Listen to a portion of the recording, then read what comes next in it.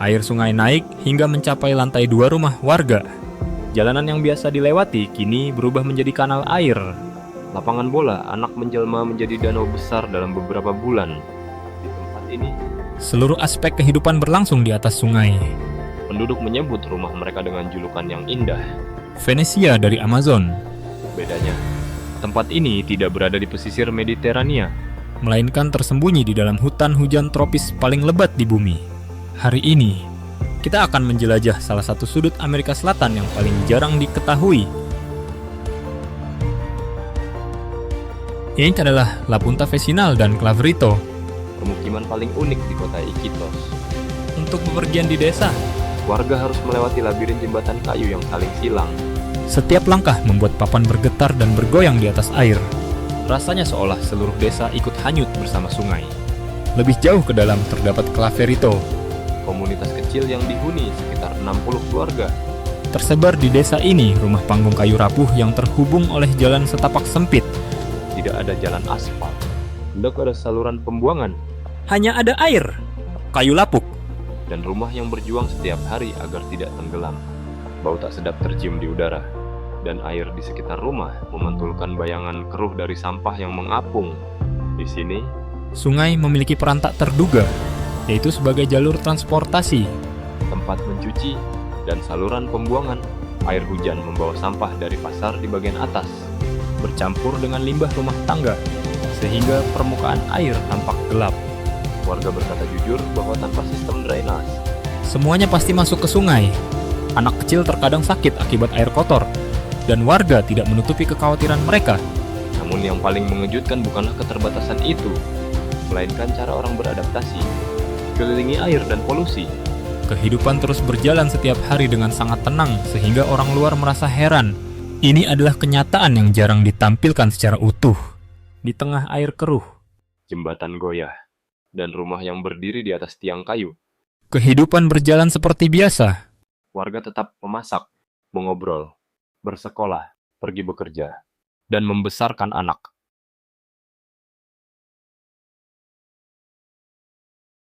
Di desa terapung Amazon, para wanita pada dasarnya menjadi tulang punggung kehidupan sehari-hari. Banyak yang memakai gaun bunga cerah atau pakaian sederhana yang cocok untuk cuaca panas hutan hujan sepanjang tahun. Di atas jalan kayu yang goyah atau perahu kecil, Mereka bergerak dengan sangat percaya diri.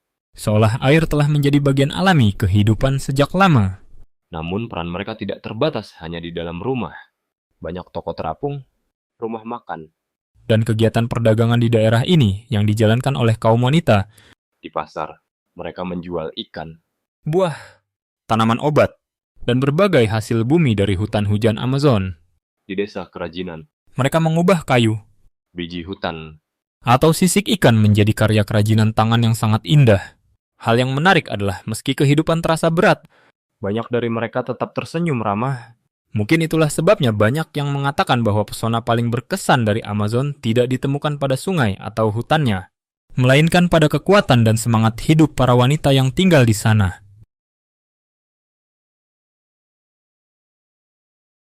Namun, kehidupan di rumah terapung tidak seindah yang dibayangkan banyak orang.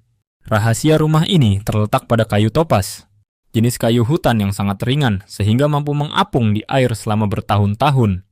Penduduk setempat mengikat puluhan batang kayu menjadi rakit raksasa, lalu membangun seluruh rumah di atasnya. Masalahnya adalah kayu tidak bisa mengapung selamanya.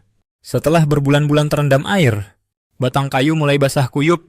menjadi lebih berat dan kehilangan daya apung. Saat itulah pemilik rumah harus merayap ke bawah lantai untuk menukar batang kayu yang sudah rusak. Pekerjaan ini tidak hanya mahal, tetapi juga sangat berbahaya. Tepat di bawah kaki mereka terdapat air sedalam 2 hingga 6 meter.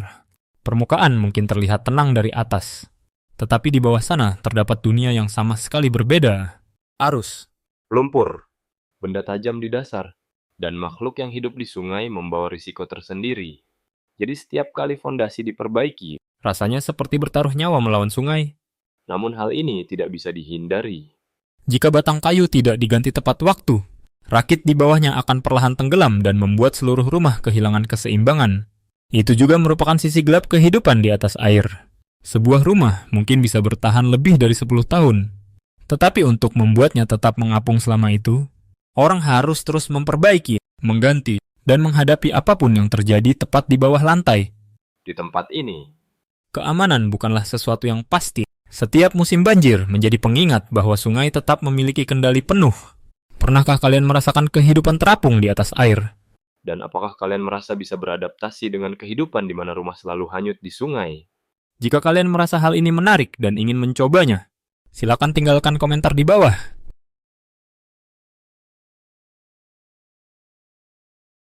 Kehidupan di atas air tidak hanya membentuk tempat tinggal warga, tapi juga cara mereka mencari nafkah. Pendapatan di sini tergolong rendah. Banyak keluarga bertahan hidup dengan kerja lepas, mengambil pekerjaan apa saja yang tersedia. Namun pekerjaan paling umum tetaplah nelayan. Sejak pagi buta, perahu kecil keluar dari desa dan menyusuri anak sungai Amazon. Ada yang hanya pergi sehari, sementara yang lain pergi seminggu penuh mencari perairan yang banyak ikannya. Semua bergantung pada sungai. Jika sungai bermurah hati, Keluarga punya makanan dan uang. Jika tangkapan sedikit, kerja seminggu nyaris tidak membuahkan hasil. Bagi banyak orang, ikan bukan sekadar sumber uang, tapi juga makanan harian. Hanya dengan menebar jaring di depan pintu, mereka bisa menarik ikan sarden, lele, atau bahkan piranha. di Amazon, Batas antara bekerja dan hidup hampir tidak terlihat. Sungai menjadi swalayan, pasar, sekaligus urat nadi seluruh warga. di desa seperti San Jose, hampir setiap keluarga terlibat dengan perikanan. Setiap hari, puluhan perahu menyebar melintasi sungai, Membawa hasil tangkapan ke pasar Iquitos untuk dijual. Namun mencari nafkah di Amazon bukanlah pekerjaan aman. Nelayan sering harus menempuh jarak jauh, terkadang berjam-jam dari daerah padat penduduk. Mereka menghadapi arus deras, badai mendadak, dan sungai terpencil, di mana bantuan tidak tersedia jika terjadi masalah. Dan itu baru bahaya dari sungai saja. karena di balik air keruh Amazon, terdapat dunia liar yang mungkin tidak akan pernah dilihat orang. Kisah ular piton jatuh dari atap di tengah malam terdengar seperti film. Tetapi di sini hal itu benar-benar bisa terjadi. Ular sangat umum ditemukan sehingga orang menganggapnya sebagai bagian hidup biasa. Ada pagi saat warga bangun dan melihat ular melingkar di bawah kasur. Ada kalanya warga keluar dan menemukan ular terdiam di jalan kayu, terutama saat kemarau ketika tanah mulai terlihat. Kejadian ini makin sering terjadi. Penduduk membahas ular paling berbisa dengan sangat hati-hati. Salah satunya Verdelans, ular paling berbahaya di Amerika Selatan. Pernah ada kejadian gigitan ular di daerah ini. Jadi melihat ke bawah sebelum melangkah adalah refleks bertahan hidup di sini. Namun bahaya tidak hanya di darat. Di bawah air keruh ada dunia yang jarang terlihat. Kawanan piranha berenang tepat di bawah jembatan. Belut listrik bisa tumbuh lebih dari 2 meter. Dengan kejutan kuat untuk melumpuhkan mangsa, Leischow di kanal gelap. Buaya diam-diam bersembunyi di bawah air. Hal yang hebat adalah warga tidak hidup dalam ketakutan. Mereka tumbuh bersama bahaya dan belajar membaca tanda alam. Mereka tahu tempat mana yang harus dihindari Musim apa yang butuh kehati-hatian? dan kapan dilarang masuk ke air. Amazon juga punya hal yang berkebalikan. Banyak orang mengira musim banjir adalah masa paling berbahaya. Namun bagi warga, musim kemarau justru lebih meresahkan. Saat air surut, Ruang terbuka muncul. membuat jalan lebih mudah tetapi juga menambah masalah keamanan. Sebaliknya, saat musim banjir ketika semua orang naik perahu, Banyak warga merasa lebih aman, meski hidup di antara ular berbisa, buaya, dan air dalam. kehidupan terus berjalan biasa. Bar terapung tetap terang di akhir pekan.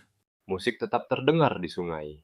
Warga lokal bahkan bercanda bahwa bahaya terbesar bukanlah buaya, melainkan minum terlalu banyak lalu jatuh ke air.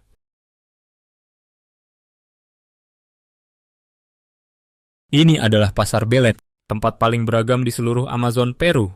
Begitu masuk, Semua indera kalian akan langsung terbangun. Kios dipenuhi berbagai jenis ikan Amazon, seperti palometa kami tanah, dan tucunare dalam semua ukuran. Di sebelahnya, ada buah tropis eksotis seperti aguaje dan tapriba, tempat paling terkenal adalah gang bernama Passage Paquito. yang dikenal sebagai apotek hutan. Di sini kalian bisa mencari tanaman obat, kulit kayu, Dan tanaman ritual tradisional, termasuk ayahuasca, bagi orang Amazon. Ini adalah ilmu yang diwariskan turun-temurun. Mereka percaya pada apotek hutan seperti orang lain, percaya pada obat umum. Masuk lebih dalam ke pasar. Pemandangan makin tidak biasa. Di samping kios ikan dan sayur, Ada meja yang menjual segala macam daging. dari ternak biasa hingga hewan hutan Amazon. Beberapa kios memajang kepala hewan, Organ dalam. kaki, kulit, dan bagian tubuh lain yang jarang dijual terbuka di tempat lain. Bagi penduduk, ini sekadar sumber makanan rutin dan bagian normal dari budaya pasar tradisional. Makanan di sini juga sangat beragam. Ada juanes, Sajian ayam dan nasi dibungkus daun. ada tacaco, Pisang panggang tumbuk. lalu ada patarashka. Ikan panggang harum dibungkus daun. Semuanya dibumbui cabai carapita khas dan saus kelapa segar. Di pasar Bella Vista Nanai, Kalian bisa mencoba suri. larva palem aguaje yang menjadi hidangan tradisional banyak kelompok adat, Selain itu ada pacah. babi huta. Dan banyak bahan lokal lain yang telah menjadi menu Amazon selama berabad-abad. Dari semua makanan di pasar Belen ini, Hidangan mana yang paling ingin kalian coba? bagikan pendapat kalian di kolom komentar di bawah.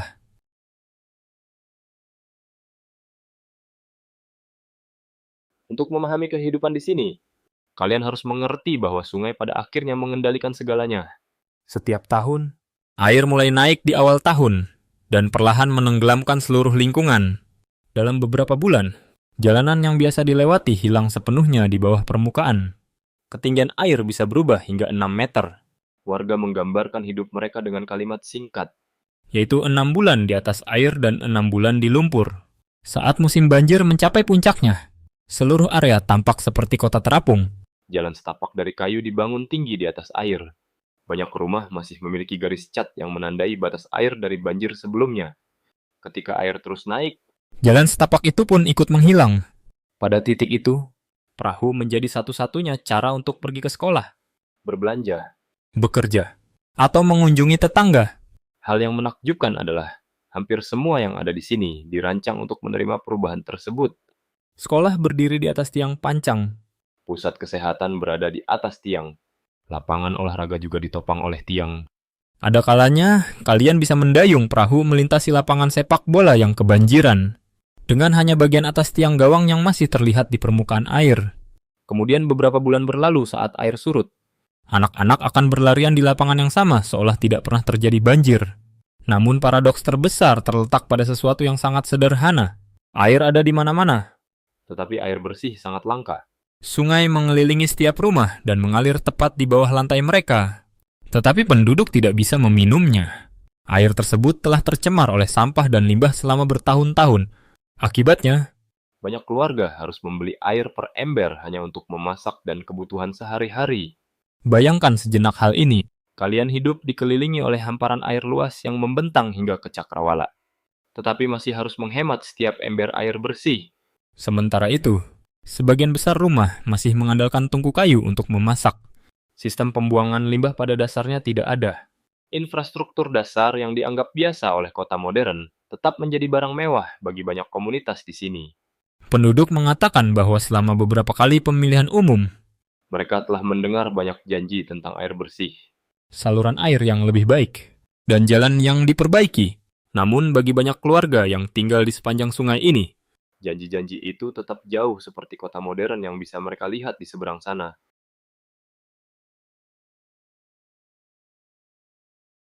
Namun jika kalian hanya melihat kemiskinannya, kalian akan kehilangan bagian paling penting dari tempat ini. Hal yang membuat komunitas ini tetap bertahan bukanlah rumah terapung atau jembatan kayu yang goyah. melainkan ikatan di antara warganya. Orang-orang di sini sering berkata bahwa mereka tidak bergantung pada siapapun kecuali diri mereka sendiri. Memiliki lingkungan Melindungi tetangga. dan membentuk kelompok patroli komunitas. Di tempat yang kekurangan banyak layanan dasar. Rasa aman justru datang dari orang-orang yang tinggal di sana. Di dalam rumah terapung yang sederhana ini, kehidupan berjalan mengelilingi impian yang sangat biasa. Kulkas yang berfungsi. TV kesil di sudut ruangan. Beberapa anak yang pergi ke sekolah setiap hari. Dan terkadang, tujuan terbesar bagi seluruh keluarga hanyalah menabung cukup uang untuk membeli kasur baru. Komunitas ini juga telah belajar untuk mengurus diri mereka sendiri setiap kali ada masalah. Mereka mengadakan kegiatan wisata skala kecil untuk menyambut pengunjung agar bisa merasakan kehidupan di sungai. Sebagian dari uang yang didapat masuk ke dana bersama untuk membantu keluarga yang mengalami kesulitan atau punya kebutuhan mendesak. Namun mungkin alasan terbesar mengapa banyak orang bersikeras untuk tinggal bukan tentang uang. Ini tentang perasaan memiliki tempat ini. Banyak keluarga telah tinggal di sini selama beberapa generasi. Orang tua mereka lahir di sini. Anak-anak tumbuh besar di sini. Kenangan seumur hidup terjalin bersama pasang surutnya air, hiruk-pikuk pasar, aliran sungai, dan komunitas di sekitarnya. Itulah sebabnya setiap kali ada rencana pemindahan, Banyak orang menolak. di mata mereka, ini bukan sekadar permukiman kumuh di atas air. Ini adalah tanah air mereka. Setiap pagi, perahu kecil masih mengantar anak-anak ke sekolah. Orang dewasa tetap pergi ke pasar, Ke sungai. atau bekerja seperti biasa. Kehidupan terus berjalan dengan irama yang sudah mereka kenal.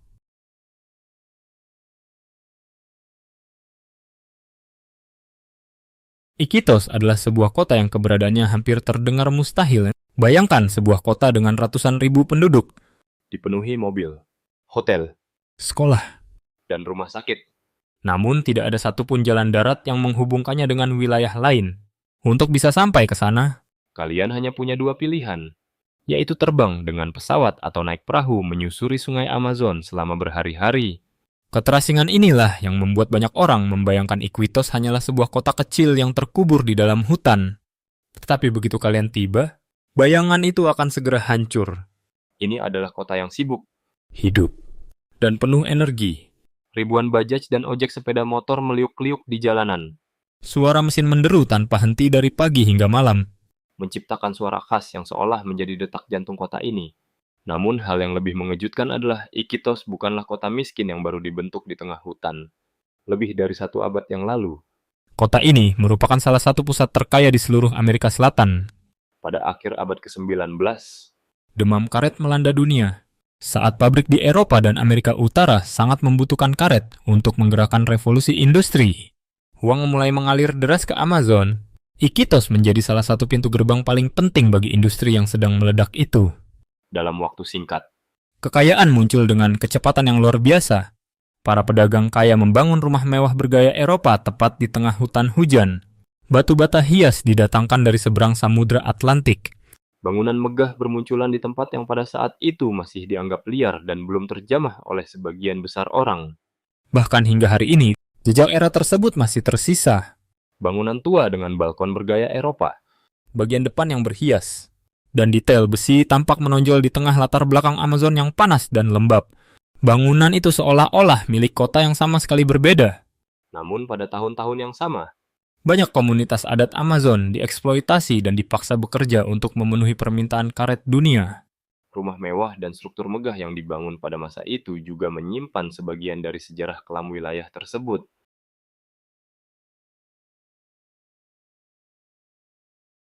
Disinilah beberapa hidangan Amazon yang paling terkenal dibuat. Juanes berupa nasi dan daging yang dibungkus di dalam daun. Tacacho yang terbuat dari pisang raja yang ditumbuk, Dan patarashka yaitu ikan segar yang dibungkus daun lalu dipanggang di atas arang. Aroma daun yang sedikit hangus bercampur dengan rasa ikan sungai menghasilkan cita rasa yang tidak ada duanya di tempat lain di Peru. makanan di sini tidak mewah, tetapi sangat khas Amazon. Banyak hidangan yang masih disiapkan menggunakan resep keluarga dari generasi ke generasi. Para wanita di sinilah yang menjaga resep ini tetap hidup. Mulai dari warung makan kecil di pinggir jalan hingga restoran paling terkenal di kota.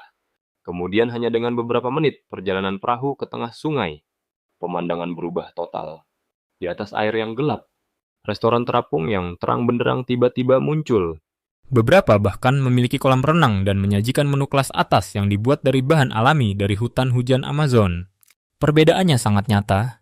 Di sungai yang sama dan hanya berjarak beberapa menit. Satu sisi menawarkan dapur kayu bakar sederhana di desa terapung, sementara sisi lain menyajikan ruang mewah bagi para wisatawan. Namun Iquitos jauh lebih dari sekadar kota dengan rumah terapung dan pasar tepi sungai. Di sekelilingnya terdapat jalur air yang telah membentuk seluruh kehidupan tempat ini. Di satu sisi mengalir sungai Itaya. Dengan warna airnya yang gelap, serta kehidupan kota yang sibuk di sepanjang tepiannya. Di sisi lain ada sungai Nanay, yang terlihat lebih jernih dan bersih. Menariknya, Sungai Nanay berfungsi sebagai sumber air minum bagi ratusan ribu penduduk Iquitos. Air dipompa dari sungai, dialirkan melalui sistem penyaringan, lalu dibagikan ke seluruh penjuru kota. Selama musim kemarau, sungai ini menampilkan pemandangan yang sama sekali berbeda. Saat permukaan air turun, hamparan pasir yang luas tiba-tiba muncul di tengah Amazon. Orang-orang berbondong-bondong datang ke pantai sungai alami ini untuk menyejukkan diri, bermain, dan mengadakan acara bakar daging. Rakit bermotor yang penuh dengan keluarga dan teman-teman meluncur perlahan melintasi air. Pemandangan ini jarang dibayangkan. Bisa ada di hutan hujan terbesar di bumi.